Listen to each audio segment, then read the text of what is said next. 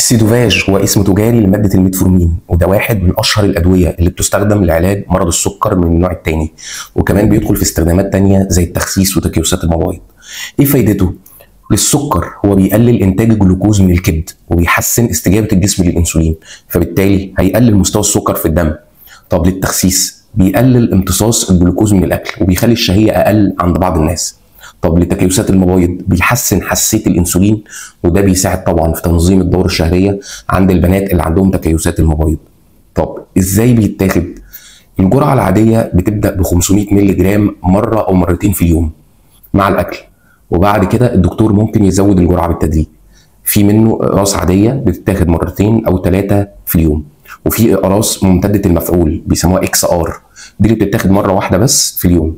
تمام. طب ايه اهم الاعراض الجانبيه اللي بتحصل مع السيدوفاج؟ بيحصل معاه مع بعض الناس مشاكل في المعده زي الاسهال والمغص والغثيان، عشان كده الافضل يتاخد مع الاكل. في ساعات بعض الناس بيجي لها طعم معدني في الفم، يحس بطعم معدن في بقه. نادرا ممكن يعمل حموضه في الدم، لكن ده بيحصل في حالات معينه زي الفشل الكلوي الشديد. طب مين ما ينفعش ياخده؟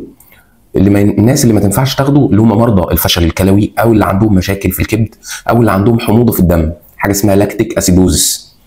قبل الاشعه اللي فيها صبغه لازم يتوقف السيدوفاج قبلها بيومين، ويرجع بعد التاكد من ان الكلى شغاله كويس.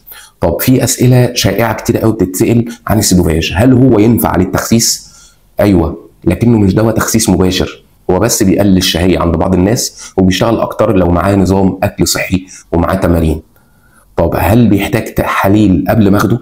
يعني هل بحتاج ان انا اعمل تحاليل قبل ما اخد السيدوفاج؟ ايوه، لازم الدكتور يتاكد ان وظائف الكلى سليمه قبل ما يوصفه ليك. طب هل ممكن السيدوفاج يا دكتور يسبب لي هبوط؟ لا، لانه مش بيحفز افراز الانسولين، لكنه بيقلل مقاومه الانسولين، فمش بيسبب نقص السكر زي الادويه الثانيه.